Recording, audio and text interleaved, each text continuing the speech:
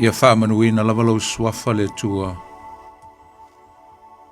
mamalu, le tua e silsili, le tua e matautia o le tua e ofofungia. Mātou vi ia lau suafa le nei fu i fiafi. Mātou whafta i atu oelo mātou tua. Ono lau le lei ma lau whamaoni. Whafta i nei aso mātango fie. Whafta i ue teita i melo mātou ola i lau file mu. Whai ono mātou lia mai fo le nei teimi whātula ngaina o la mātou pol kalame. Ia vi ia lava lau suafa mamalu lau suafa i silsili. Wai lava o le tua mai le amtanga e o lava le ngā taanga. O le tua o le fōwhanga o le tua na whaia mea o malava. Tala mai au fōwhanga lo matautia. Mōli mawina e au lava ngā luenga mamana le tua lo o fōwhangia. Malo matautia malo sisi ese le tua vi ia lo suafa mamalu le nei whaia fiafi. Mātou whaftei atu ono le nei whaia aso tā ua o le aso mātango fi. Wana e te tai mai le mātou wholaunga mai le tai au ina ua mātou tūlai. Sia o mai whole nei e fiafi lo mātou tua. Ia lava lo suafa e whawau. O mātou atu whoi atu o le nei e fiafi le tua. Au li amteina le mātou pol klame mātou te wala watu. Lo lava pa ia ma lo matautia.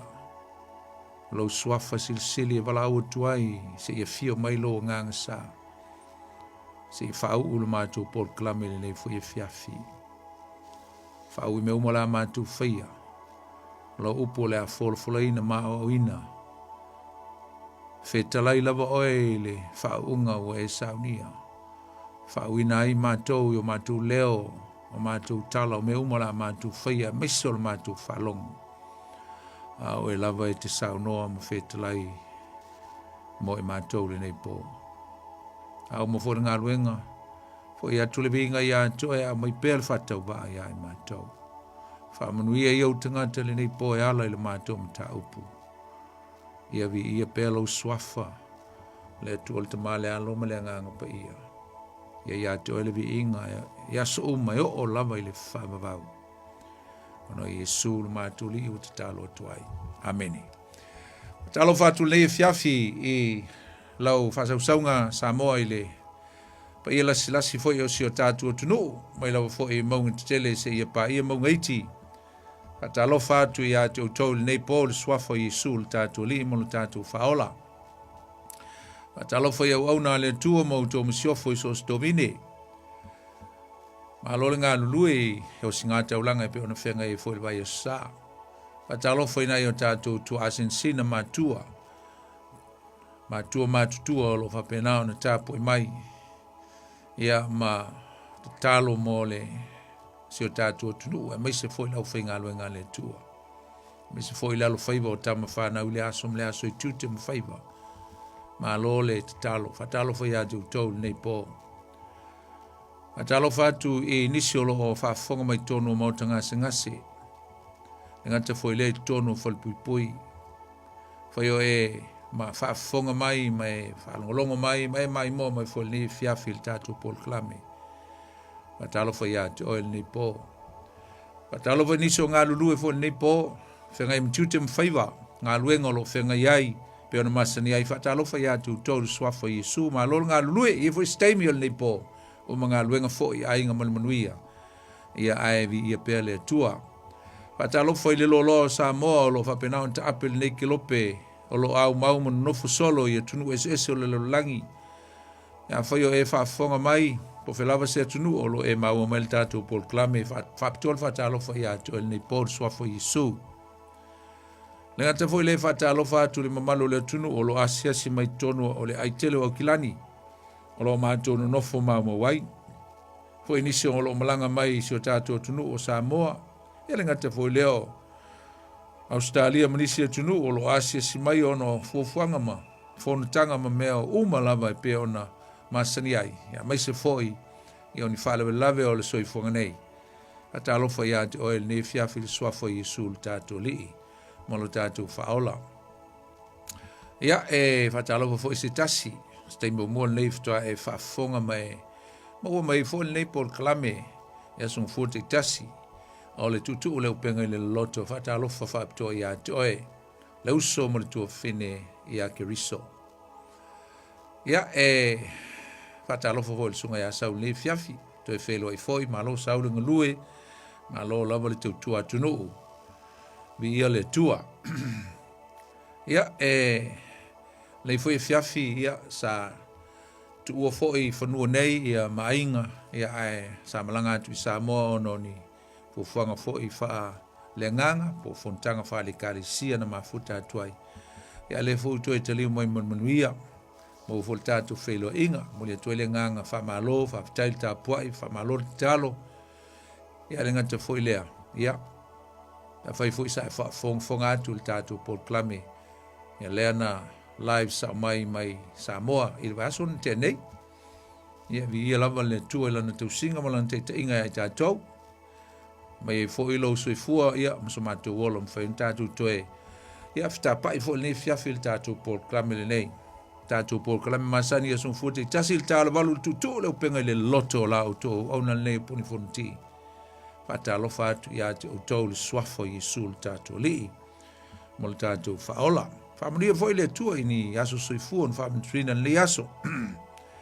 Paptole fa mnianga mo le aso fa nau le aso soifua le sunga al faifau.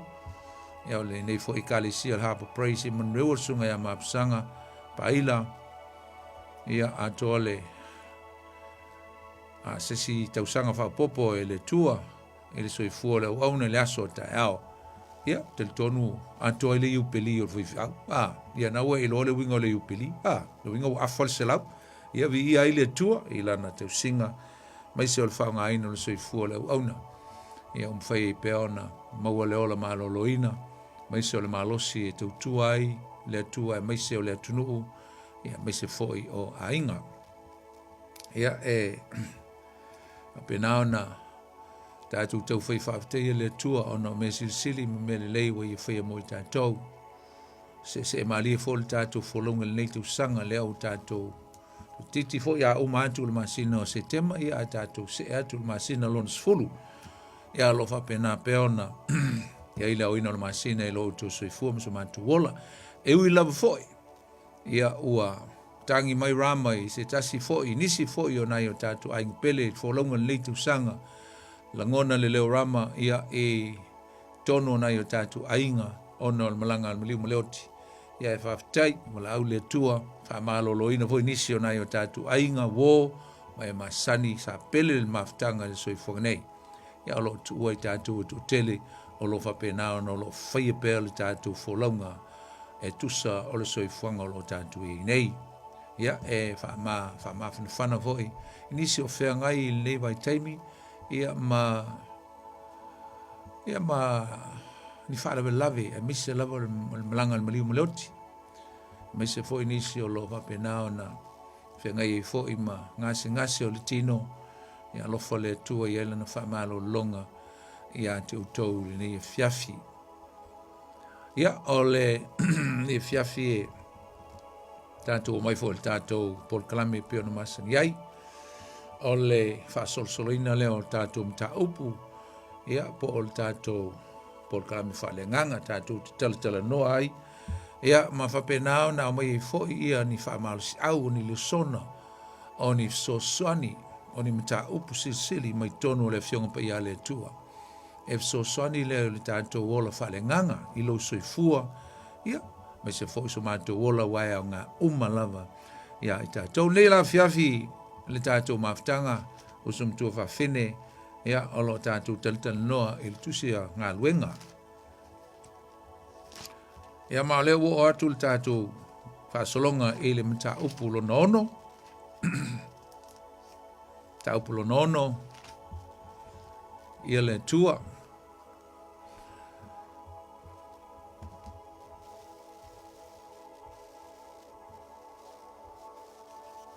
Ia, mao le nei mta upu salona ua e silifia le tau o fo i o le nei mta upu.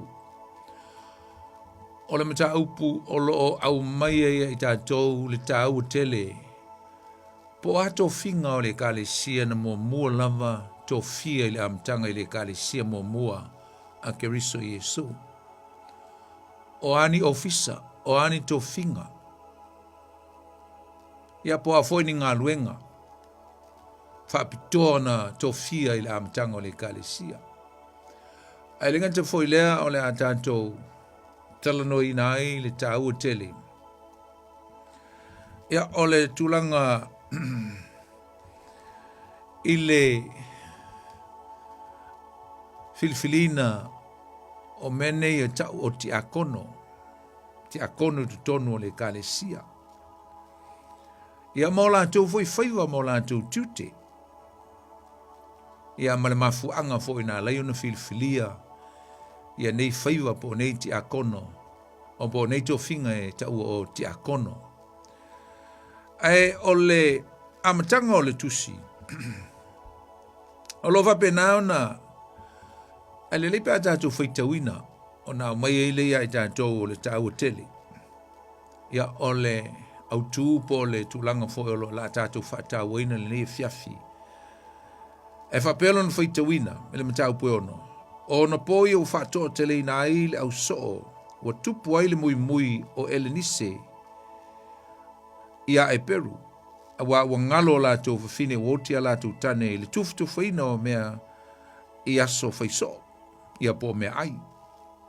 O na tala ina le tō tino ng fulu ma le tō lua o le tō tele o le au soo. O whape atu, e le te tau eo na mātou tuua o le fionga le tua ai tufu i oloa. O le nei le au soe, i nā filfilia ni o tau se tō fitu e tau le leia.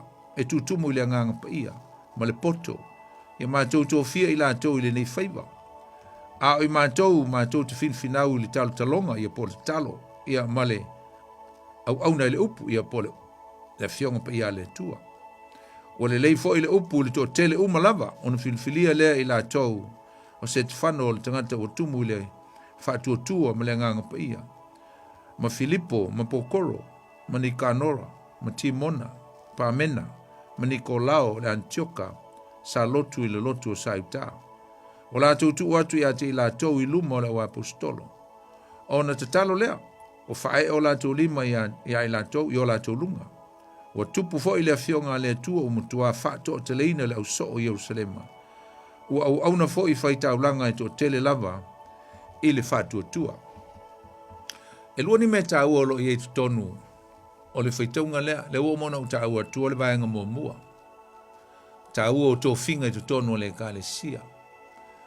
A le tātou maua mai e fo i tonu o le whaitaunga lea.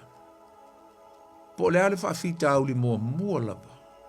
Na tūlai mai tonu o nei meo ekalesia. Na i lau ekalesia le fo i lau ekalesia. A le ekalesia mua lea. Po ova ma le lua whetau sanga talu na i le ekalesia lea. O ina amata mai e tātou. Leo ngā tātou mtau pun le fiafi.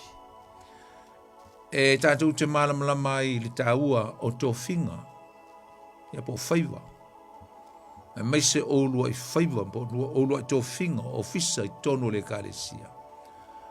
A o lea fo i le whawhita au li mua. Na tūla i mai tonu le ekalesia. Mai mwhaina o whape atu. O le olua i tō whinga lava i tonu le ekalesia. O le mene o le apostolo. Apostolo. That was the very first office within the church in the beginning. The apostles. Wale ia se si mea o le apostolo. Na amateina. E Peteru ma Ioane ia maisi so. Po isi au apostolo. Ai lua ila. Ma lesi tō whinga tāua. Le au te iloa tele na whaatalele i ai tātou. O le tō whinga nei. O le tiakono. Na le lua lava. Apostolo ma le tiakono. Ai ona la. O apostolo i le ekalesia momo. E fōlinga mai pe e sa lātou whaatinoina. They function in other office of the church. Ia mana tua foi. e isi ofisa o le kalesia le ana fatu a o mai le apostolo Paulo mulmuliani ele efeso lona mtau pu fa lona fa eu pu sumal tasi mal sumal lua o ministry na ia po favor na ia po ofisa na i tonu le kalesia na ia ile fitaunga ia po la onga la apostolo Paulo mai na ia tu ina mai fo inisi e fai ma apostolo nisi fo o perfecta o isi fo i forfolo le tala lei o isi fo i fai ma leo leo ia po fai fiau ia o isi fo i e o fai ma o ia po fai a onga lima fivefold ministry le tilo mai lo lima lea e lima apostolo perfecta tu si luma apostolo le puta wingol to ina fai a onga amino perfecta tu si luma nga te foi leo fai evangelia lo nuinga o ia e pito silion a mai nganga i to tele i tonu le malo le tua le ale no sili luma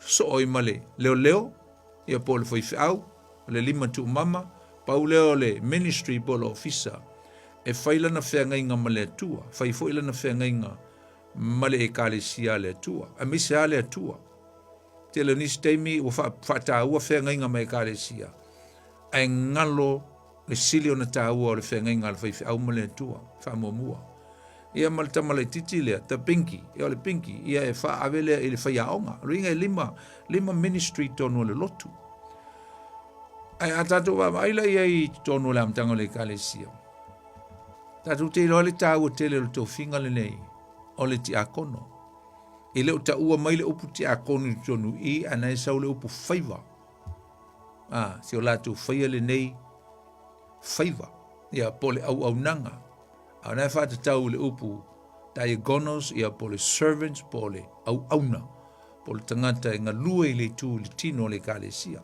tatu te lola le tau te le ti akono tonu le kalesia ele mua identify ina pena failo mai ia isi ofisa ia aena mua tu fatasi le apostolo male ti akono o le tu fa le nganga ma le tu le tino ai pela na uta ua mo si uta tu te fo ia ai ona o le apostolo fo linga mai sa ia faia ngā ruenga umaia e pei ole fai au e pei ole ao e pei ole fai evangelia se vanga na ile perfecta ele function pe le inga lue ile apostolo wala apostolo aia o le toi ina po le tangata matua po le tangata fatama tonu le kalesia pa tatou tu mai anga i tulanga o lo mwhai on tatou wa ai le whaangaina i le vai te milei tatou te olai tatou te ngā lulue e kalesia o le apostolo sa ia o Aiza le ye ina le matau pue fale na tatu tala no ai matau pue lua fa mai fa tumuina fa mai utu mau pe ila tou ia o onga ale au apostolo they teach you o apostolo po mata upu ale au apostolo na ye matau pue lua lo no fa pue fa suma lua so it sounds like the apostles were teaching the word of God as well e over la fa evangelia porque le fa evangelia tangata e launga i open spaces launga i no fonga te tele fonga i fafo le ngata launga i tonu fo is temi a fafo lava le lato targets ele melo ele multitude in tatu manatua le e lua launga pe telu le amatanga ele fai te tonu susunako na fai le open air le open space a le afe mafe o tangata wa ina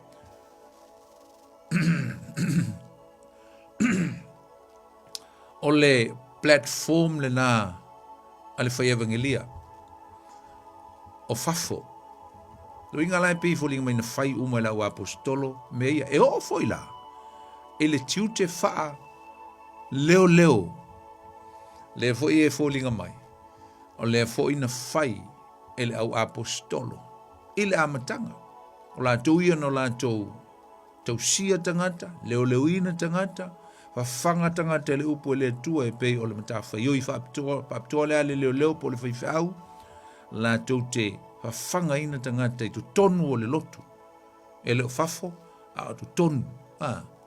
Inside the four walls of the church, that is their spot. Me tau whaiwhau po leo leo. Le fuina whai e le au apostolo. Ringala.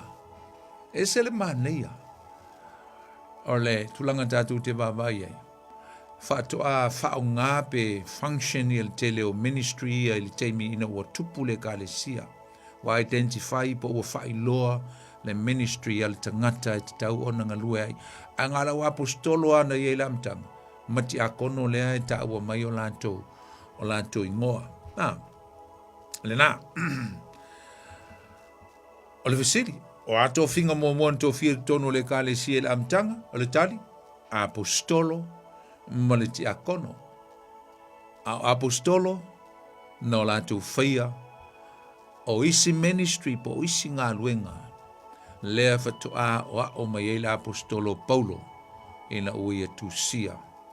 Ia ana tusi. Fa epistolo. Na. Al fa so longa la o favor. Fa so longa o ministry po ngā luenga I tono le kālesia. E pei fōlinga mai lava. E mua lava le ngā luenga le meni o le perfecta. Mua lava ngā luenga perfecta. E ui o le toi ina o le tangata e matua tu tono o le lotu. Ai alu se ngā luenga wha. For an example, church planting. E au mai e le tua le whaalinga. I le perfecta. I se mea o le amawhai o na alu e le o swainga. Ia pe whatua I fo se lotu. Masani o na mai ia whaalinga mai le tua. E a mai I perfecta o le whengainga tuai. For an example.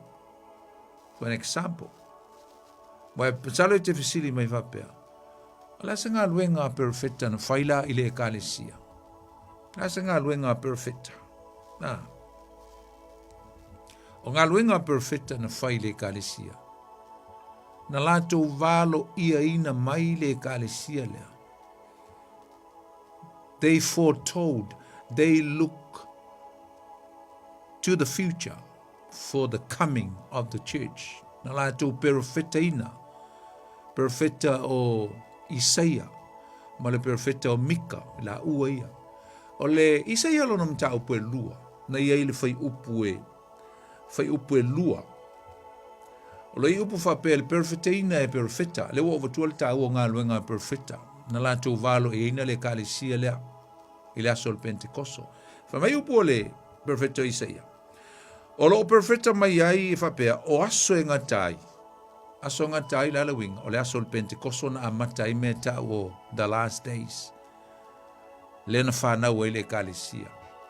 Mai o aso e ngatai e o ina established. Le upuna o le wha tu mawina. Ia po le wha waina. E fa mai o ina wha tu mawina ai. O le whale o Iova I le tumutumu o le maunga. E wha maua lunga ina fo'i e sili I maunga uma. O na ngā solo ane lea I ai o nu uma. Na la fui te perfecta mai e Mika upula vaia. Le maunga. E whai e le whale o le tua. E leo tautala la I le. E leo tautala I le manu malu. E leo tautala I le manu malu. Nanga le manu malu o lewa na iai. Lewa na iai le manu malu. O le taimi le whaatino a I le ralo anga lea. O le whaatino I le taimi muli mai. Ua whaatuina le e kālesia. A Yesu Keriso I lunga o le whunga ele. A ua mai I ai tangata la tau te fia maua le wha o le tanga Yesu. Lo lofi mai ai tangata e o mai lava le taimi nei. E lo lofi mai ai nu uma lava. Perfecta foi. Mai fa mai si perfecta ma tele la to ministry le whengengi tuai. Yes. Ai wani ngano le whengengi fau o Ioane el Baptiso le perfetta mua lava le tua. Perfetta. John the Baptist was the first prophet from God that he came to proclaim and herald the world for the coming Messiah. Na ia sau e fola ma whailoa mai. Leo o mai o le Mesia i se teimi e leo toe mamao. Ta pena masauni. Ia le ngata foi le tono le kalesia nae, na ele tusa ngā luenga mta apasul tasi na ia isa whaiupu e lua ono, lua fitu, na wha mai e ei perfetta na o mai tutonu o Yerusalema. E o i Anetioka, na ia ele perfetta no ia akapo, wha mai na ia wawaloina le onge o le ao o mai ile lololagi, pa whaitau i mta apunga suma tasi. E foi perfetta ingo ia ana le whengengi tuai, na ia ele tusia luka o lona mta apu e lua. Na whai po tolu ono. Lo inga na iei foi perfetta ili whengengi tuai, ili whengengi fau. E na lātou valo i eina. Tatu te fo ila le whaasolonga o whaanga inga o ministria.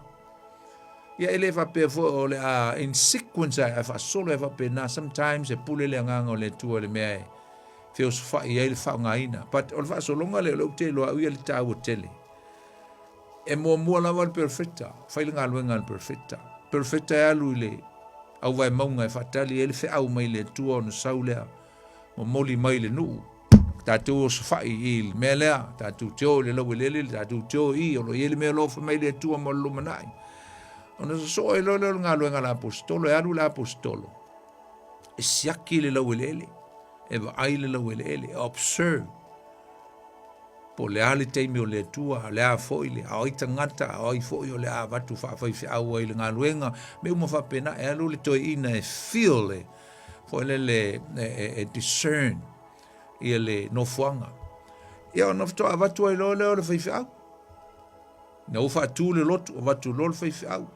O atu lo maisi ministry maro losi o lea, whaiaonga, o le upu. Pa leni ma le whaifi au. Pa leni ma le whaifi au e, whawhanga le whaifi au. Ia le kālesia whatoa amata, aia o le whaiaonga le upu ina ia malama le upu o le atua. Ai muli tu ai tu le foi evangelia nga la tu le foi evangelia were ready le crusade,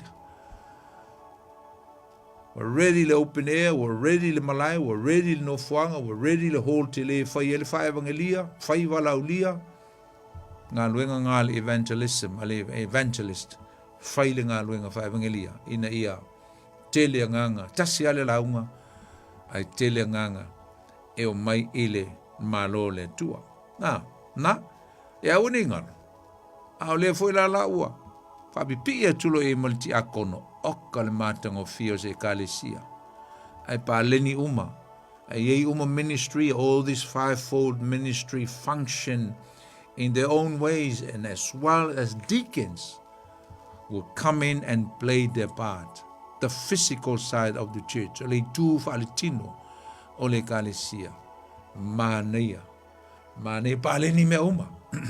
Paleni mea uma.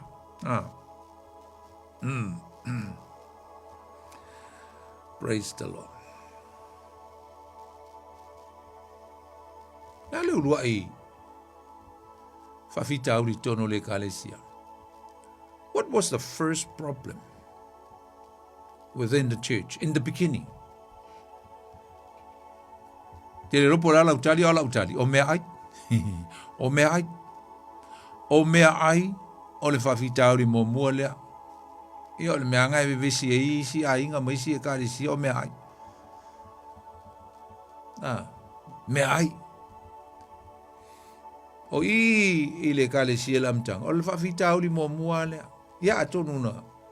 Ia inisi issue la iti ma mea na tupu le white nai, some little issues and frictions between the apostles and the leaders of the Judaism. But this is the first inwards problem of the church. Olea, kawai misai mea ai, sen makanga asi. Na whamai e al tātou whaitaunga. Whamai ua, au mai fo le avea i lau apostolo. Se olo i ele mele tupu, o le mea o tupu. O tele le mui, Te le mui o fesa o le mui e sau mai fafine ta o fafine ele nisi uoti ala tu tane. The widowers. Woti ala tu tane. A wale tu faina ia e tangata o lo o ngā lulue. E whaia lea ngā luenga o le distribute po le tufatu. Wale o iai. Asia tātou wawai lai po le ala whawhitau. O le si oingi tangata me tau tangata elnisi. O tangata elenisi o tangata afa i utaia afa eleni. No inga toto lua. O inga afa kasi. A whea mafua mai ei nei tu a inga tangata. E mafua mai tā whianga e tolu. Tolu le lei tā whianga na whiangai ma le nuu o le tua. O wha masinonga ia. Po wha salanga na wha salai na sasai e le tua le nuu. Ona ole te tee ma le leo stai. Ma le soli ma vaenga. I le vā o le atua o lo la tua mai la tou. Le ifo i tupua ma leo ese mai. Na tātou te lo le history ma le tala whasol pito. Mere na mafua mai ei mea. Me ne o ngata nei wa tu la fono le tua. Sa ne o tō whai poipo inisto i ngata. Ia piua le toto o le nu o le tua. Alalmen tupu. Ia avel tā whianga le tau sanga fitu lua. PC. Ave ai asuria le malo pito e lunga. Tā whea. Ia matauria la. Ia na o atu. O atua ma solitu la fono ai o fai poipo solo ma ya na to yo o le sifa vita au to le lima valuono PC to e alu lista fanga i papelonia le malo pito i lalo le nu o sauta le mena o tu o to foi si no o mo fita usanga e no foi ais o la me o tupu o tala ngafa ya ma fai poipo mata ape tuai ile lo langi o le awa onga ta ole diabora ole diabora ole upu eleni sa ole upu ole dispersion po fasala lawina ole diaspora le sa ole upu diaspora DIASPORA luinga wa fasala lawina tangata mai o la to lava lawelele tape tua taapea, ele sta mai taape. Taape uma, ngai tangata la iti anu tutoe ai. Na ovo le ti a fitsefulu. Ti a fitsefulu luingo le teimi wai luma mai o Yesu. Ia po uma vai atu fo Yesu. Ti a fitsefulu, sa wale te au e ngoi a tito mai Roma, ma susunu le ai ta lepele, malu le tua. Malu ai le diaspora lona tolu lea. Ta ape tangata. Ile lalo langi. Le sala laura leo tangata ia. Le lana. Ta ape ai mano nofo solo ma talangafa solo i. So se tunu. O Afrika. O Europa. O Inkia. Sala lau solo. Natu Asia. O iaile fasala launga pol fams nonga le tu yon tangata. A tangata la ne te o tangata elnis. O tangata na fana nau i tu tonu o vaenga o le langi sa ma losi ai. Le anga nu fa eleni, ma le anga nu fa Roma. Te mi o le transition. Te mi o matu ia. Me taima persia ai tu lai mai arsana sili ia po eleni.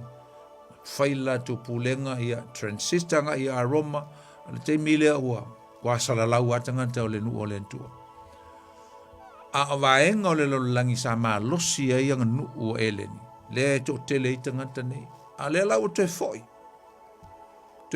la to te foi i tonu o Jerusalema tu tonu o Israelu a ila tu tangata e totolua e na atula ila tu e pia na te ena tangata Iuteia. I tu tono community eisa. O le vai anga tangata Iuteia. I tangata e leo ni Israelu toto ato o toa Israelu. E whaatalelea ma whaatu SEP whaatangata eseina tangata e le toto Israelu ato o toa. O ila lea e tula i mael whawhita auli lea. O le whawhitauli, o lea lava e ali e le wha le tonu lea, ia po o le tūlanga lea, o lea. Ti nganga i loa o le ekalesia ua wha mamaina, i lea nganga pa ia, usau lea nganga pa ia, e wha mamai umai loto ma, a ve ese ni fe ese inga, wa tasi tangata uma i le tua, i le o te vai po o le alto i ngā tangata, tasi tangata uma, wha pēr ai ua, a ve ese i nei whawhitauli, ma nei vai vainga i mafo whaunga o tangata, ai mesa tangata i uteia, ai wholinga mai. Lava pipi i o lātou mafo whau. A le lau o mai le lipoti i lau apostolo, o i ele whaasea i nai whawhine el nisi, o le o atu le tuwhaina o mea ai a i lātou. A tangata ni, nai tangata ni, o tangata ua whaalongo i le fionga le tu, whaalongo i le tala le leia winga ia Yesu. Ua li liu ai lātou, wa ele te i te tonu le kālesia, wa alana i te tonu le kālesia.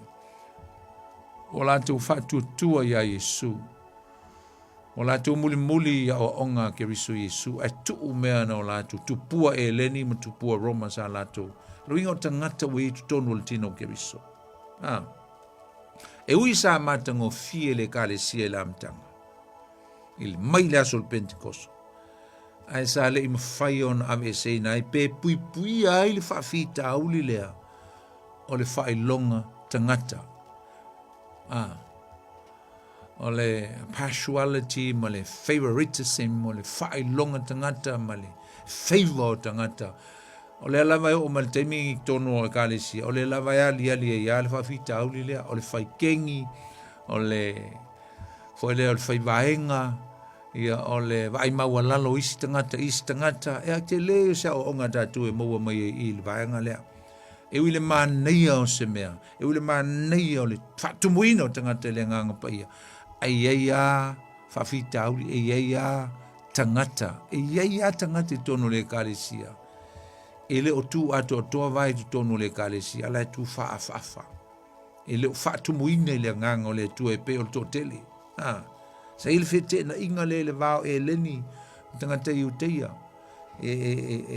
Foi le na langona ina, ma losi le langona ina o le tūlanga lea, o le whailonga lanu ma le whese lea ma le whailonga tangata. Le o tele aia o onga la apostolo Paulo, le whasao ina e Paulo, tonu e kālesia, kalatia e Efeso, whaitau atua le kalatia e tolu alon whai polusu malvalu, mai la apostolo o Paulo, i le kālesia, kalatia le fo e ma losi e le mea lea, o le whailonga lanu ma le whailonga tangata.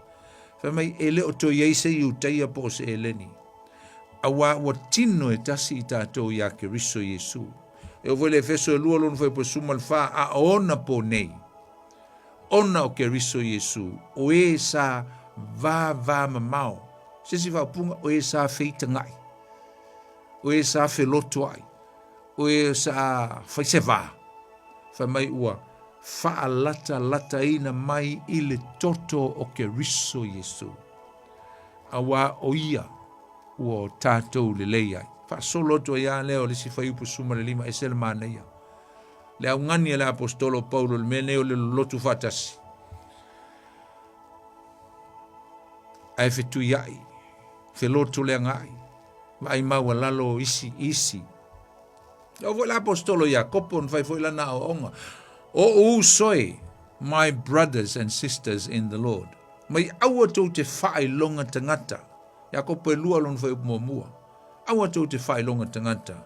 I lo o tau tā ofi le mata upu o le whātua tua i lo tātua lii. E mamalu o Yesu ke riso lea. Vai upu le apostolo Jakob. Le uso Yesu po le half brother Yesu. Le whaia upu i mai o usoi. Aua tō te whailonga tangata. Mana tue usum tō whawhine. E le te tau ona iaisa wanoa o le anganga whailonga tangata I tu tono o se kālesia. Mana tu whapito. Mana tu mawalalo.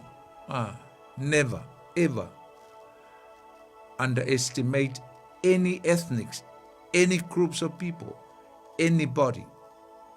Do not have that kind of spirit within the church, demeaning anybody, any sectors, any family. aua ne iai se tasi na te manatu whatau waa, pe manatu mawalalo, pe manatu tangata nei o tangata e lelea, o tangata nei o tangata e le ia onga, tangata nei o tangata e le mama. Ne tonu angata o le whaafia mi o tonu. Hypocrisy is a very dangerous spirit in a time of Christ. Me te o le whaafia mi o tonu. Manatu a o ia, manatu a tātou ia, o tātou wai. We are perfect. We are high up here. We are aloof. We are up another standard or another level up from others. Ese le leanga o le atu inga langona po le atu inga manatu. O le fisili la na tātou te fisili ia. Whawheo e. E amai oi. Te fisili fo ia. Au amai ia. O amai tātou. Po e tangata o lo e manatu mawalalo e tono lau e kālesia. Po lo ainga. Ia po lo nuu foi. E tangata o e manatu whaatau vaai ai. I lau vaai. E tangata o e manatu ele te tau ono outou tutusa.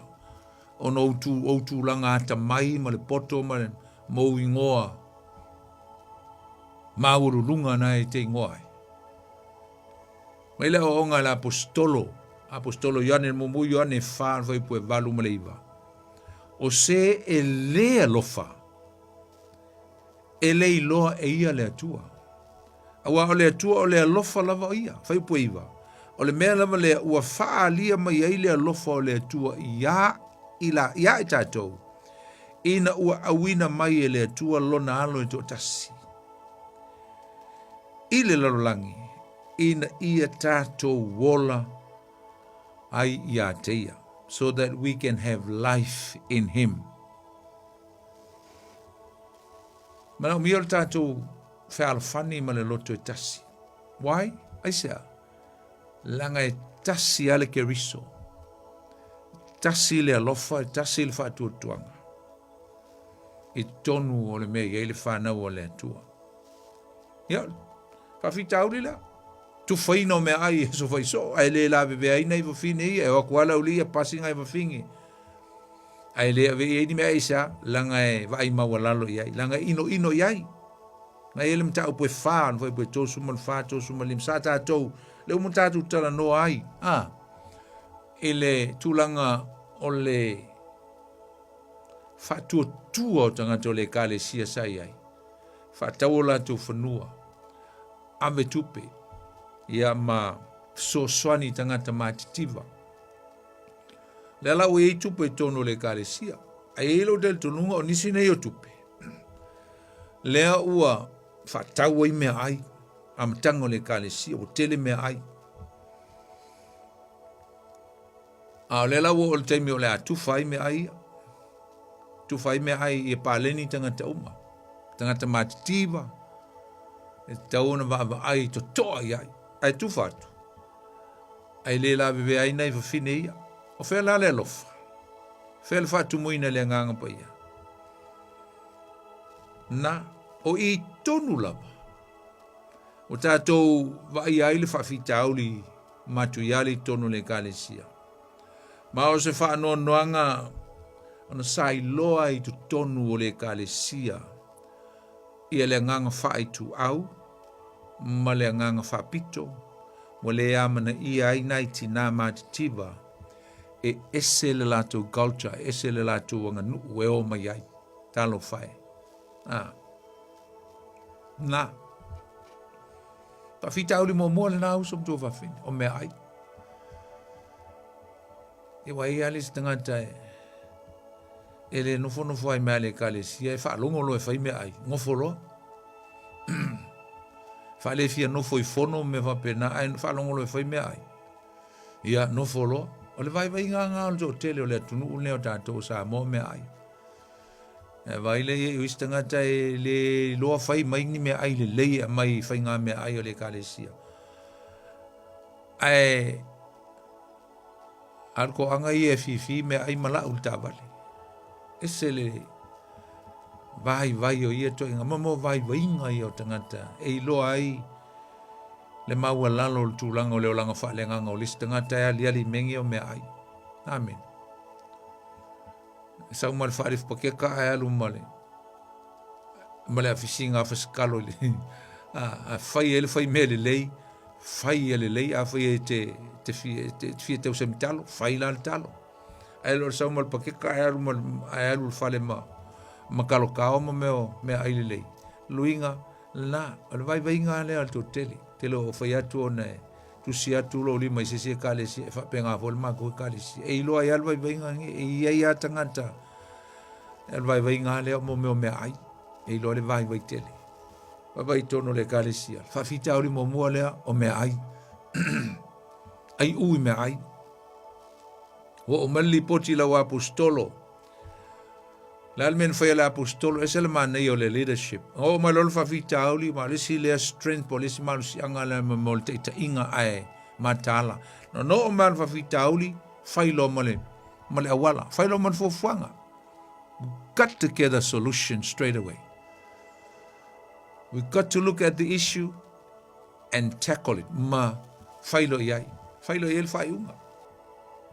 Ina ia fo ia alfa vitauli ele itelele masai ele itelele le tai le crack o le fa vitauli na o ina mai tatou I fo fanga ia la apostolo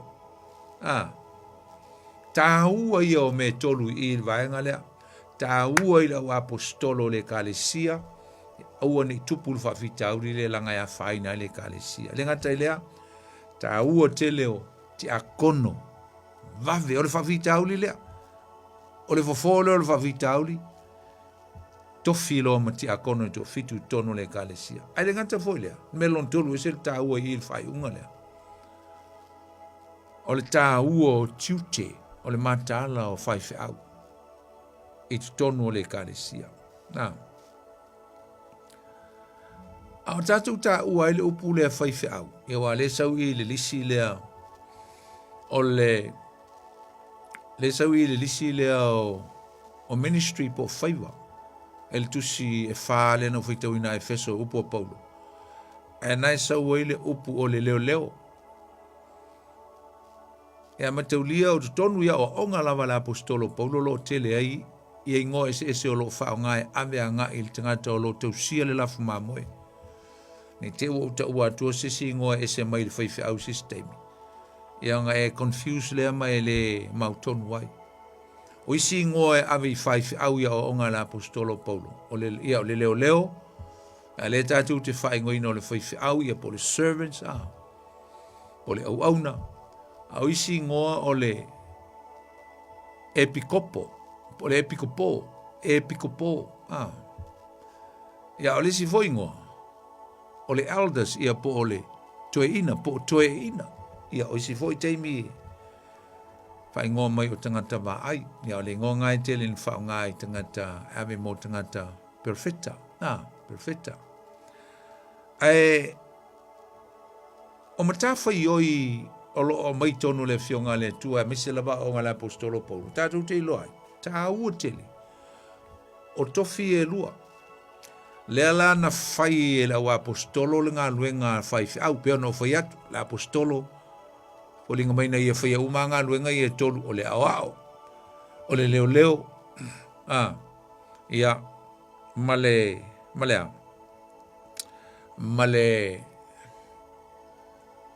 perfecta. Elo perfecta. Male fa evangelia. Fa evangelia. Male fa fiau. Ngā luenga fa fiau. O mata fa yoi po o meka o qualification na raulia. Ese le taua. Wa lua lea. O le fa fiau. Le lala fa o ngā le upu toe ina. E tono le kalesia ia po ngā luenga fa fiau fa leo. Mai fa lata mai ai le teimi nei. E whawhaingo whia un tātou malamlama I le tūlanga o le teimi nei tono e kalesia. Ave ese le upu apostolo, whaistile langa o le tofinga ngea la apostolo. I le so na whae ea isisi. I le so na, I le kālo I isisi tofinga ngea la apostolo. Makau kia ke le. Ia alwai teimingi. Se pe u tā alo I tangata. I maka whaalongunga, wa aposkolo mai lea, wa aposkolo mai. E ia tangata i le wapea e le tauna whaea. Ai tangata e tāla whea ngai ai. E iei fwoi tangata, i le tai o na tāla whea ngai ai, le to whinga le o le apostolo. E le ula iese si to whinga le. It's a unique office, a unique ministry within the church. Yeah, ai tatu tala noa i le tāua o le leo ia po le whaiwhiau. Ia po le epiko pō foi, langa lea o mai e le apostolo Paul. Ai au mai ai ia le upu lea o le epiko pō. Pea tatu ola i le Momoti Monteo tolu. Lai ei nā lea o onga le apostolo Paul, mai ai le whai upu mua. E o lava le whai upu suma le lima e vai luanga i ai. Mai o le upu moni le nei a whai na nau se tasi le whai o le epiko pō ia po le leo ma moe po le whai whiau. Mai mana o ia le ngā luenga le lei o le nei e te tau i le epiko pō ia po le whai whiau ia le matau le angaina o le whai a vai le whawhini tu o tasi luinga kasi langa vai le lua e matala, e whautauta, e amio le lei, e alofo i tangata esi. Ma le mea lea e sel tāua, e tasi ale mea lea ese mai ai ia qualification o le whaiwhiau ma le ti a kono. Le mea lea, o le na te mawhaia o na o atu. The one that he is able to teach. Pauala leo le mea ele maua ele lisi le lalo mo le whai upu e walu. Ele maua ele ti a kono o ina e tātou te iloa ai. Le ese lai titi lava. O whaiwa o le whai whiau. E whaalea nganga. O mea whaalea nganga e focus i ai le whai whiau. E oma watu le lisi. O ni mea o mai e whaate i te inga. Ese mai le ngā luenga ale ti a kono. O ia e ngafa ma le tu o le tino o le ngā luenga. O le winga o le upu ti a kono, sau ma le upu e leni o le kaya diagonos. O lona winga o le ruto le upu le ese le maneia. E sau mai le se wha upunga e whapea. Kicking the dirt. Po le kiki o le palapala. A kiki le palapala. E te vai e sau le pefu ma le asu. Foi le o le pefu, o le ele. Ai o i e whaata tauanga i eili tūlanga o le tangata au auna mo lono matai. Nona wala au o le matai. Tole, servants, au auna. O le vavela o le moe po le oso mai ale. Walanga inga lue, i te lea inga lue i tua whale, whai ngā luenga le, alona matai. O le vave o le moe mai ale ti a kono. E sau i le wala au alona matai. E pe na te kiki na haile palpala, pe. A e sau voila. E tu atu le whai tu toa olo tu mai alona matai. E palpala. He's dirty. E palpala o limo le au auna. Ta pena umalava i ele ngā luenga. E whaatusa i ele ngā luenga. E whaia ele ti a kono. Amen. Pela e te whaalongo i pia mātu ia e pia o se ele o se mea maneia. Ai te lo e se le maneia. Nango le uinga le nao lea o onga a Yesu. Mo le tangata au auna. O le tangata e loto maua lalo. Tangata e ngalue mai lalo. Tangata e ngalue e leise leo. Le tangata e pala aua tulo na matai. E sau le atoa. E sau le au auna e sau e. Sa fufulua vai o isi tangata. Nei palpala. Servants. Le au auna. A Yesu Keriso. E whapena. Ngalue. Ole o ina sa wele winga le upu le au auna. Po le upu ti a kono. Lono winga o le tangata e au auna, e serve-ina. Ai fo ile si o na winga lata mai, sa u mafo ia ma le upu le tasi, ai whapea o le upu o le waiter, Ia mate mo tata fo ia servinga lau ai latu tono le whalainga e sa fo ia sau le waiter, mo waitress, I mai tangata ma le api ma le peni, tusi lau, ia ngole o serve mai le lau, Pape nā se tūlanga o le ngā luenga ale ti a kono I tono le ka le sia. E ngā lue le tū le tino. E le fia wa me oso I le ngā luenga le whaifi au. E aua ne ngalo ia I tātou. E a mata mai tua I le fufurunga o le umkuka, ma whaimea ai tua le umkuka, ma fufulu le toilet vane le fiafi. Ngā lue tua le ti a kono. E iei teimi e whaea ina ai wai vai ma whai ona wa aile whaifi au lana ngalue. Ona watu lea e ma whai ona ia au auna mai e whaia ngā luenga whaalea nganga o lo whaia ele whaifi au. O le whaate teinga, o se te whanu, o le au auna sa tufa mea ai. Ai o atu I le mta upu, le afol tatu mta upu lea, wala unga. Ua wha evangelia. La unga le mga alama tau ai ai tangata mauti ai. So, the pastor or the leader or the bishop will keep the authority according to the servants, the serve of the deacon, and see if he is eligible. Po o te tau manga wa. O nā mai luman pule laa, e launga. E amata mai tua, ai whae wai. Ia wai whai au. Ai sa, o le tofinga ti akono, e leo se tofinga maua lalo I tutono le kalesia. E leo so tofinga whata wa.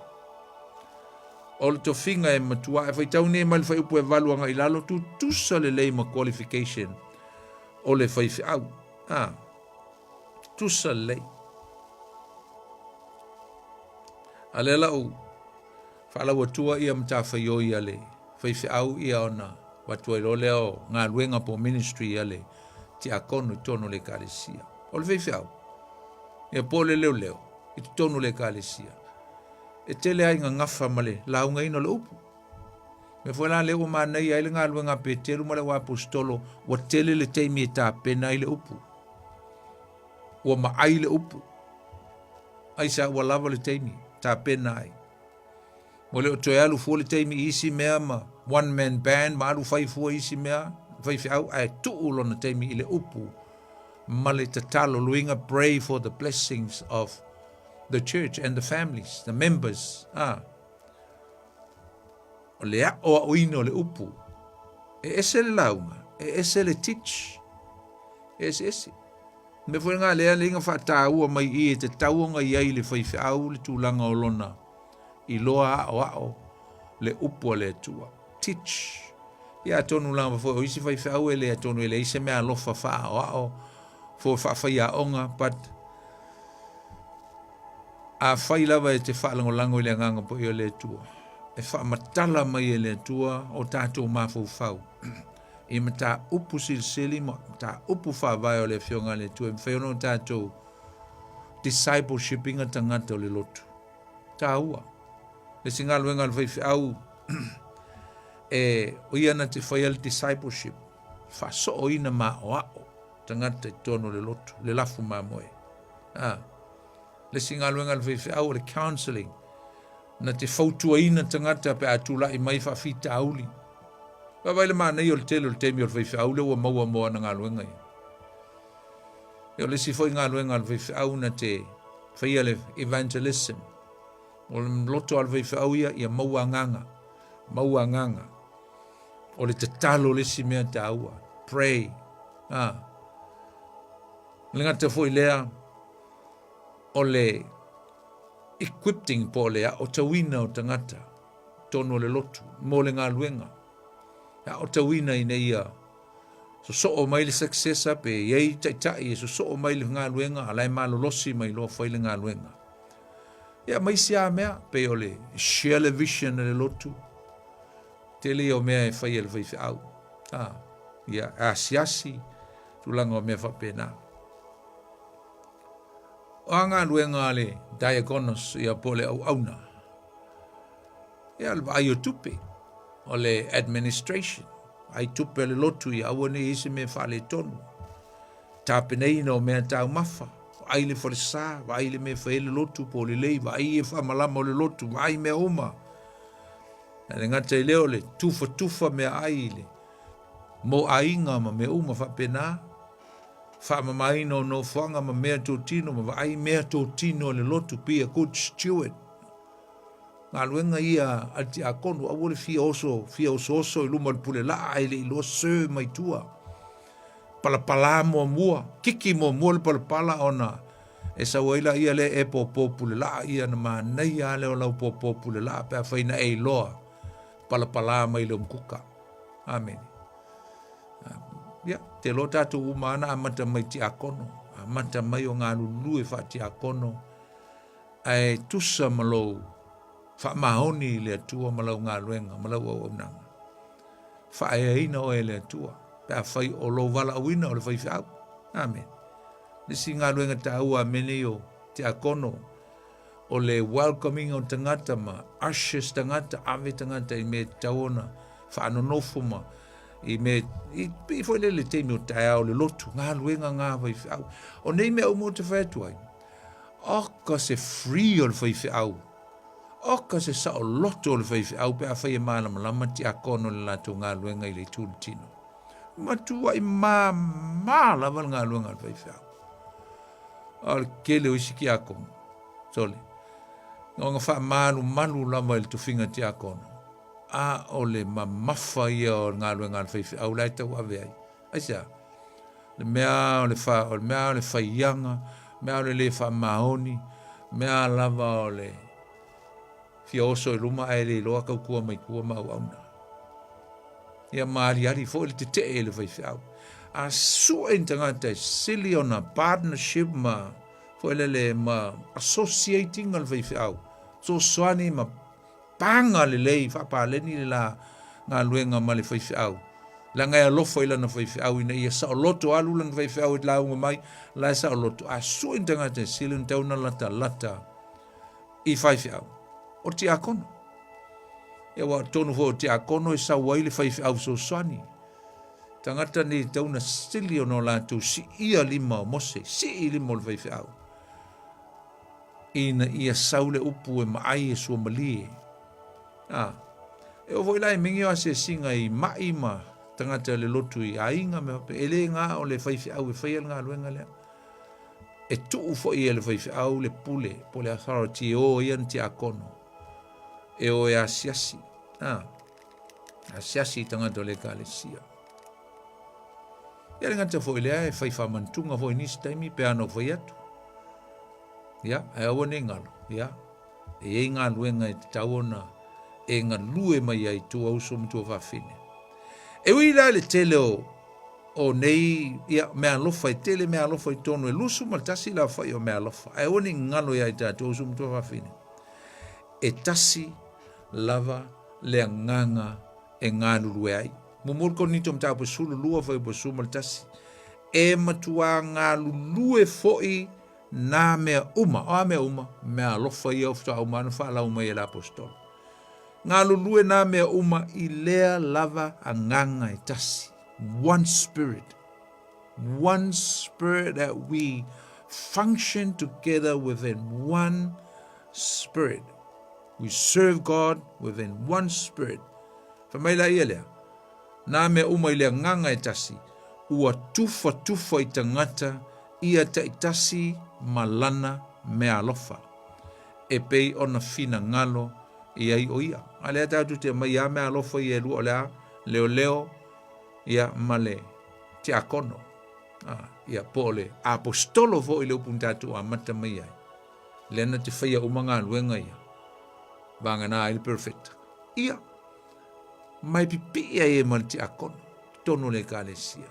So, deacons te akono, o se tu langa I tu tono le kale sie matua I alo ia.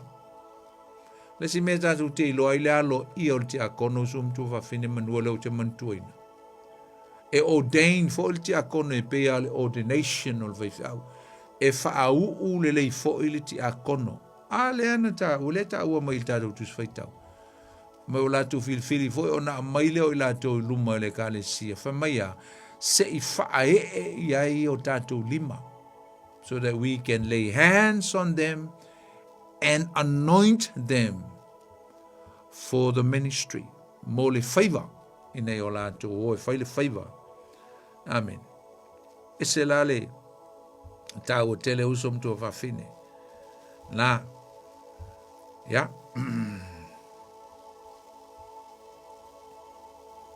e maululunga mataua nga va o te akono. I mantua le lei e le fa peo le tu o la ta ua le tu le tino le ngā luenga te akono. O na fa peo le ai fa tau va le ai. E le fa tau va. Ngā luenga ono no fai upo tolu le ono fai tau ina fa mai. Fili mai. Pick out from among you 7 men of good repute. Good reputation. Full of spirit. Tanga te tau le leia. Tanga te tumu I le nganga o le atua. Tanga te ele poto. Whamai mō tātou. Whae e tu eile nei favor. Nea le favor. O le favor o le au auna. Diagonus. Amen. Iele li. Iele na. Ya, vai la ye in tātou. Vai ya lo le tāu tele o le. E si afa o le tātou mta upu le ale whaitawina. Stefano. O le tala na ina o le tala le fasiotina. The first martyr of the church. O le malitile mua lea o le kalesia kerisiano. Oi, o Stefano. Oi Stefano, o le tiakono. Le almea tiakono nfai, salaunga. E le ipalpala mai lai tu o le teimi lea, salaunga. He preached, he proclaimed the gospel of Jesus Christ. A le manei o upu na iai le. Famai, a o Stefano, fai pue valu, a o Stefano, ua tumu o ia le fatu o tua. Le sile meta tu te ilo le tangata le. Full of faith. Ai alo ti akono pe afo e whanongolongo mele ne fiafi. Tumu ilea. Tumu il whali. Tumu ile whatu o tua. Full of faith. E lua me ie e whai mai e tumu ele ti akono lea. Na lai ona toa maru la unga I mangala maoti ai mo Yesu. E le ngata na tumu ile whatu o tua. Ai na tumu ile mana. Alewe maia. Wa tumu o ile whatu o tua male mana. E ese le whatu o tua. E ese le power. Le mana. O le whatu o tua e mawhai e ona e whaia mea uma. Ma lou mautinoa. O lo e whaia ai whaamanuia le tua I lau au nanga. You're doing everything in confidence and assurance that your servanthood will be rewarded by God when He returns His favor. Pe a fo'i mai matoi fo'i mai le tua na te whaamanuia ia te oe tusa o lau au nanga e leise leo e le to mumu e le whai mea whaatus tusa istangata. E te ngalue lava oe. Aisa, whaatumuina oe le whaatuatua. Whaatumuina oe le mana, le power. Le power. Awane I pei tātou, whaatustusa se te whanu. We want to compare se te whanu le lile o Nikolao le sa welo na ingoa I le lisi lea. O Nikolao, o le ti akono whaafia poto lea. Sa whaatumuina le anganga pa I le amatanga. Ai mulmuliane, mo toe fo'i o ia o onga se po perfeta se tangata Antioka tangata tau perfeta pelo le ai fai e lana o onga e ana o onga le won mai ai tatou il tusia whaalinga wha mai o onga wha ni ka laitai Nicolations o Nicolao tangata o whai ana o onga e whaatau te ai i la wa apostolo wha mai e tai umalawa tangata uma e le mana o mia ni tai mai le se o onga al tangata lea e ma whai o na whaatupu le malo le tua i le ave, i le mamelo le fornication. Ko le mamelo le tai lua, tai tolu, tai wha, to lua le tangata. E lana, lona tel tonunga, even you can give your wife and vaina ave lo to lua. E muli lua i le sita maloa, ai maua ini whaatu o tele ai le multiply ai tamaiti matangata o le atua. Matua ivoa de il tangata lea e mawala case fa pe tonu e kalesia mawoti akono e umai u fai au e mawoti akono e umai wongo foma vai le kalesia mawoti akono e mawa tele fa fia poto wono fono fa ia te wa fa se seina le te apolo te mai ma fa te mai le au na le tua o le se ava o le se fa alo. But where is the full of faith? O fei ele tumu le whatutu. O fei ele tumu le mana. Fai o ese te akono. Ui ala o se te whanu. E au e te ui ala o Nicolao.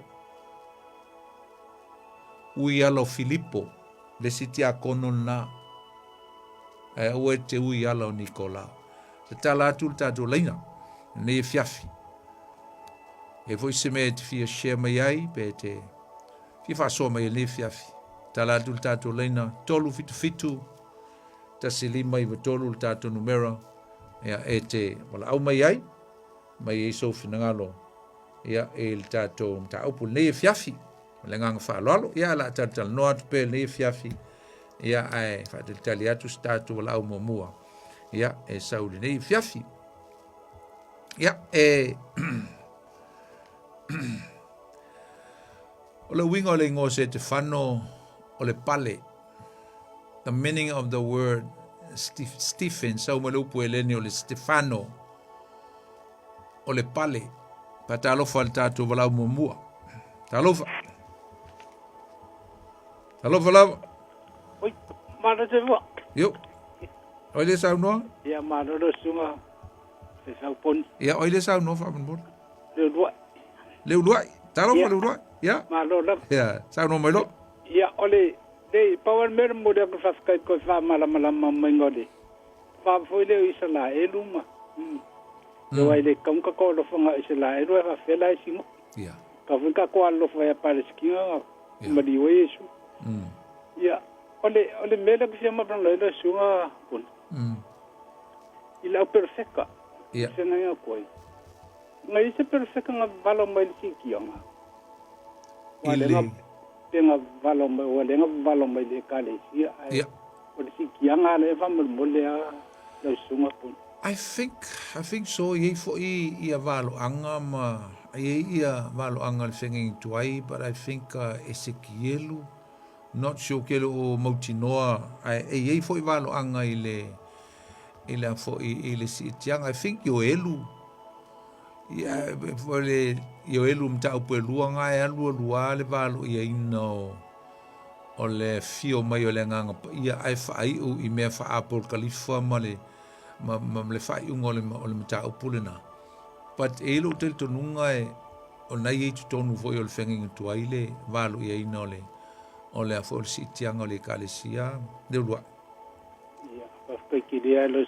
But I will, okay, te usa ili mai onga matuele, pe te wala out full tanu mela tatal no ai, pa. Ja, alelei, faftai bol wala, ja, fase fua. Fatalo folista tu wala, talofa. Talofa. Talofa tatu wala. Talofa. Boni. Talofa. Jacopo. Ya maror so como weary lo so maror week. Malo vota poi. Ya o mau ku ngau le o so koko. Ke po le ke fa ko. O ia mo ia. Ma lo le fa so le nge tia. Kai mo ka ko ka. Ele ri. Sa o le ya lo ka fa so le tia po ni.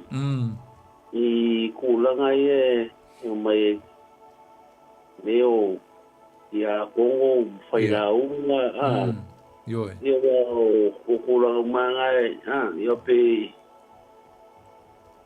ke vai kai ya kulanga ke wa pe ka from singo ya ke vai foi kai foi faila unga ko ma ko ka le ye pe la unga ka faila unga ya ai ola ka era ola kulanga ngale just yeah. Never walk the talk. Anyway, I vero foi lá uma. Com essa voz de upu e ola de orang uma que me uma aí se para foi. Se que sai de foi de país de tua. O pessoal de campo ainda que falam com kai faço mania fias. A mesma de Isauro ka faso I me ai. Yo. Sorry le ya. O vai foi nga ka ko ai nga la ku fo me ai ave me ai. Vai foi ai ba ko vo ya ko sorry. Que la ku vale. Quando mo ka wa la foi alu foi ai po vi mo era o que era o velho eu isso eu colocar aqui o velho era o boli para ficar o boli era cool mo feu era uma mo malo check ui kai mo ka ko la me ire sia tiponi ele di tai la mala ngolong mai foi foi ka o ku mo kilo ko er ku ya pa so le ai foi le vai hoje que me eu olha a ver que foi tal coisa como os que me la cura mas eu olha que mais ei tic olha longa ko ya ko ya o longa mai oi ya atalo volta tu bola oi ya na le mawa ya le avnoa o leu te o lo tala I le wingo le ngol data o se te fano o se te fano le wingo lo ngai ngol le pale ya ma te uli foi la foi tau la lo esel mana ya o le fai ungo o le tala ya se te fano fa mai ua fa po se fulu o le ma fai fo I la to on te atu le poto ma le nganga o ia te talai o na la to fai file mu atu lea I tangata ia lantou molia o ia whapea o mātou whaalongo atu ia te ia ua whai upu leanga ia mose atoa ma lea tua wa lantou whaoso I le nuu ma toe ina ma lau tusi upu on tū mai leo I lantou wa pue mai ma te tai ane ia te I le fono o tu atu fo I lantou e mo mau pepelo lantou te whapea atu ele mapu lava le nā tangata I le fai upu leanga I le nei mea pa ia ma le tūla fono. Awa ua mātou whaalongo ia teia u whapea mai, e wha umatia e le nā Yesu o le Nasareta. Le nei mea, ma whaali liu ia tū sa tuina mai e mose ia te tātou. Mai ua polo toa ia teia o I lātou uma, ua no nofo I le fono. Wai loa I lātou na mata ua peise I o fofonga o se angetu. Ia, le na, e whaitaula ia I le mta upu fitu. Ia, na e wha wau e le tala ia le launga fo ia sete whanu. Ia, matau aia ia tangata. Ia, mauti ai.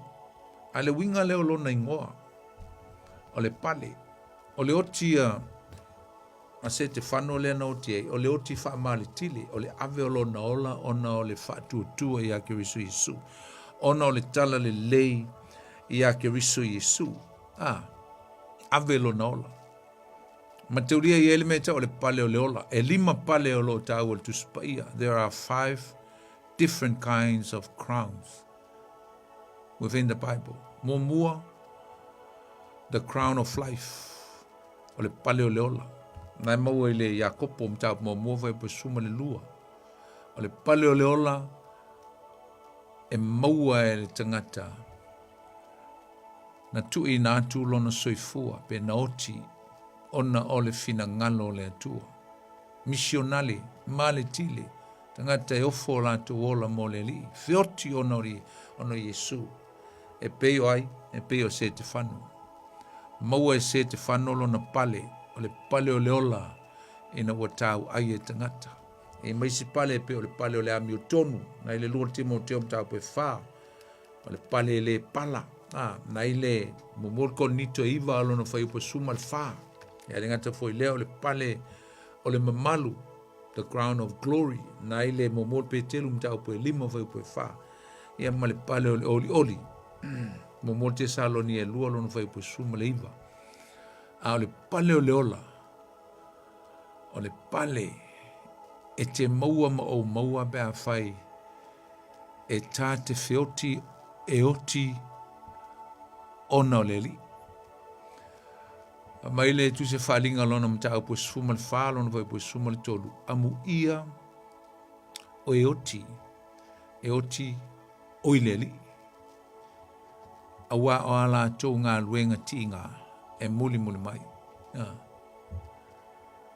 Ngā luenga ti ngā luenga lona winga. Wa e oti a ona le ngā luenga le tua. Ngā luenga ti ngā luenga ele o ni ngā luenga oli po ni ngā luenga whaingofi e te oti ono sa wanga ma puapua ngā sa waina oe ona ole fina ngano le tua. Ole sa se foi tawina sina vaenga ole ona whapea mai e matau pe fitu whai taulang sili e moni ea o whapea na mea ona whai atu leo o ia so mai le au soe matama ina whaafonga mai ia na whaali le atua e ona le malosi e ona le mamalu lo tātou tamau Abrahamo le la o whaile la unga a se te whano la unga umi a se te whano nana whaina wa la unga tuai ele auli ia o la tō a le whai unga la mataupu o lo ia ele whai upo e lima suma leiva mataupu le fitu mai u fetongi fo i la tō ia se te whano o wala au o ia ua whape atu leali ie Yesu ia e talia mai lo nei nganga mai o tō tuli foi o ia maalanga atu ma le leo tele leali ie aua e te tuina atu le nei ang sala ia te ila tō ua atu lea upu o na moe lea o ia. And then he fell asleep. Tau ai ina ona ole lau ngaina ole finangalo ole tua usum tua whawhine. Petongi maa. A whamai e fetongi a whaila na upu ia Yesu. Leali ia Yesu. Talia mailo nei nganga. Upu ia Yesu, upu mai Yesu na whairungo na sa te uro, lo uta mai. O te tui na atu lo nei ngang, I present my spirit into your hands. Upu al tangata ua whaiu lava lana ngā ruenga. Whaiu leoti, ai whaiu o laenga lue mo leli. Amu ia le tangata e oti oi leli. Awa o a o tō ngā luenga tīnga e muli mai. E whamanui e tele le atua le tātou maftanga le fiafi. Lau whasausaunga le fiafi, mai se fō lau whaalonga mai, ia. Ke lo leu sau tātou lau, a leu tau wha umatu le tātou mtau pusau. Ia, whatalofa atu le tātou lau mulmuli lea, talofa. Talofa. Oi, ia. O ngai ola mai le ki o ia fa malulu atu lava ile le wo kape ile avo el tato balaulea ia o ngai le wo kape le ki o oi u kape oi le sa no mai O ansi oli. Oli, ia, sa no mai loa manu le, to tase al minute le toi oli. Tori o ngole le kio e fonga me le singeri kio e kope ale. Ei. Toi mga yara mga upuwa e pe fo mako le o a mesfo ikale a fo mga mia su toangi al me papai le tuka ke alu ale loku pai ka ulanga e ala ya ka wa te ale isa ka commitment pa la elo pa se aule sa ka vale. Le ia pa awe le ai se alu ai va tai lo fole tu por alo ko polonga di mga misu soangi di wa ke le akanya wa va ko ke le Australia o le ye ia o e vola to pa da ma ko rua e a vi se ka ma ko va ma sa wa just mai o me la pa pe gare ka wo mo ni le lo sa wanga ka mga ipa ke nga ia fo pa ngo le nga le tu e no lo wa e se le ma ka ngo fia ngo ye tu yo ka ko langa yo le vogo ke le vai ge me ku mai o le mangu e ka sanga mo ko vai ne lo pa pe lai o yo ka ima no pare mio malo que kele ese de la o ya de paingo Palestina paingo Israel de papera ya va ai la iga ka le o mi do kuwa ki le el pale ko un ponsa ya ai malo la vai no ta le tuwa que ta o ngal ngai e ka ki va ku ai tio ka ko le upa io ka ko ali fa ola Israel wa nga fai mai ai le kanga le fio mai Yesu ya we ese bere yo ke le o ya le ta le ai pingo le ma te yo e o ngo pai post mo ko ki pe kingdom a sai mo malo le tu mo ki nga mla mi ko ngo o kere ka se te wa ngi top ke ta mo TV mai o ne wo ku de o le tu okay okay fa ka ya ba te nga ko le tu era i ka ya ka sanga ke lo ko o ye wo ka ya i ne o me sa ye tu o lo nga MT2 ya ke lo creano la lo la ni o este ka pa pe ka wa ki le ke lo ka pi di ta ka pa sa mo ba lo ku ba lo tu nga pa te nga ya ya fa mo mai lolo finangalo oli langa le o malta taimi ma lo lava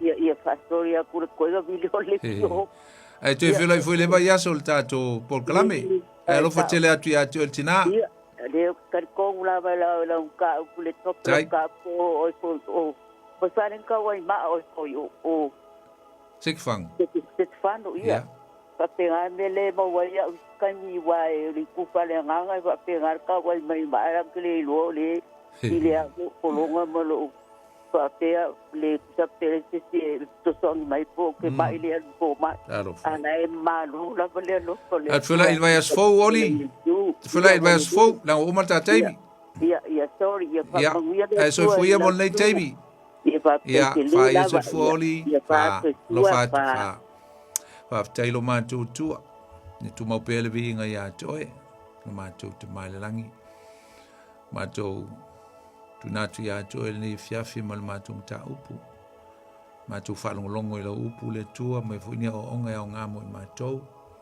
ma tu ola o na ya toe so sme ma tu te me se tonu e kale si o ma tu o na nga lu ai fa nuia eu tangata le po fa nuia e vai nga se uma mai se wala se ma tu te noina le po fa ni dem fa mnianga mo ma tu ya le ne ma tu le po mo spo nuia foi le pele vi nga ya to lo ma tu na le ma tu talo ala ya Yesu lo ma tu li mo ma tu fa ola o tu ai ameni ya tato tunu pele Samoa tato por kramena tu lo Upega ile Loloto nei foi vai aso ya ele ngona man fa mo ya mo se meta o nei fiafi ya la tato to e felo ia le vai as foula son fulte masani il tato por klame ya il temi nei ya la auto ona nei poni fonti fa soi foia mo nei po God bless